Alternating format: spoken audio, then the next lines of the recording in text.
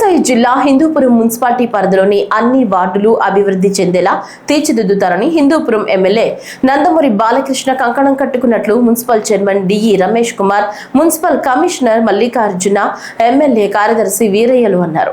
పట్టణంలోని తడి చెత్త, పొడి చెత్తలను ఎప్పటికప్పుడు సేకరించి పరిసర ప్రాంతాలు సుందరంగా ఉంచడమే కాకుండా వ్యాధులు ప్రబలకుండా ఉండేందుకు హిందూపురం మున్సిపల్ శాఖ అన్ని చర్యలు చేపట్టిందన్నారు.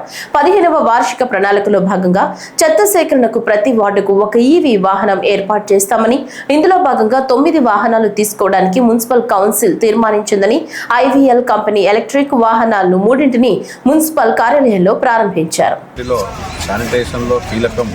ప్రతి ఇంటి దగ్గర ఎక్కడ చెత్త ఉత్పత్తి అవుతుందో అక్కడి నుంచి మున్సిపల్ కార్మికుల ద్వారా, వెహికల్స్ ద్వారా చెత్త సేకరణ అనేది ప్రధాన విధి. దాంట్లో భాగంగా ఇక్కడికి చూసినప్పుడు ఎటువంటి ఆటోస్ లేక ఇబ్బందికర పరిస్థితుల్లో ఉన్నప్పుడు 15 ఫైనాన్స్లో నాట్ స్టార్టెడ్ వర్క్స్ మేము గమనించి, నేను మా చైర్మన్ గారు అలాగే ఒకసారి డిస్కస్ చేసుకొని వాటిని క్యాన్సిల్ చేయించి ఆ ఫండ్ని ఈ ఆటోస్ ప్రొక్యూర్మెంట్ 9 ఆటోలు కొనాలని ప్రొక్యూర్మెంట్కి కౌన్సిల్లో తీర్మానం చేసి ఈరోజు అందులో భాగంగా 3 ఆటోస్ తెప్పించడం జరిగింది. ఈ 3 ఆటోస్ను కూడా డోర్ టు డోర్ కలెక్షన్ కోసం ఉపయోగించడం ద్వారా ఆ ఏరియాలో నీట్నెస్ అనేది పెరగడం జరుగుతుంది. ఈ 3 కాకుండా ఇంకొక 6 ఆటోస్ కూడా సబ్సిక్వెంట్గా రాబోతున్నాయి. ఈ 9 ఆటోస్ కాకుండా రిమైనింగ్ ఆటోస్ తెప్పించడానికి కూడా గౌరవ ఎమ్మెల్యే గారు మాకు సూచనలు ఇవ్వడం జరిగింది. మొత్తంగా మనకు 40 ఆటోస్ కావాల్సి వస్తుంది. 40 ఆటోస్లో 9 ఆటోస్ ఇప్పుడు రెడీగా ఉన్నాయి. దాంట్లో 3 ఈరోజు వచ్చాయి, మీరు చూశారు. రిమైనింగ్ 6 కూడా 2-3 వారాల్లో వస్తాయి. అవి కాకుండా బ్యాలెన్స్ 31 ఆటోలు కూడా ప్రొక్యూర్మెంట్కి గౌరవ ఎమ్మెల్యే గారి ఆదేశాల మేరకు చర్య తీసుకుంటారు.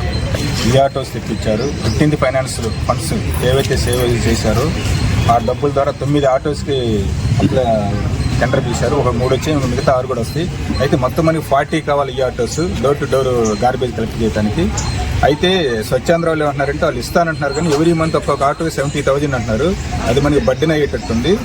అట్లా కాకుండా ఎమ్మెల్యే గారు ఏమంటారు, ఏదైనా సిఎస్ఆర్ ఫండ్స్ వస్తే సిఎస్ఆర్ ఫండ్స్ ద్వారా మనం ఈ ఆటోస్ ఇప్పిస్తే మున్సిపాలిటీకి బడ్డీని ఉండదు.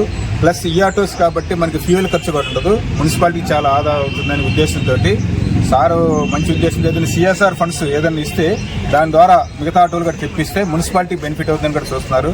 ఆ విధంగా ఎమ్మెల్యే గారు కృషి చేస్తారని తెలియజేస్తున్నాను.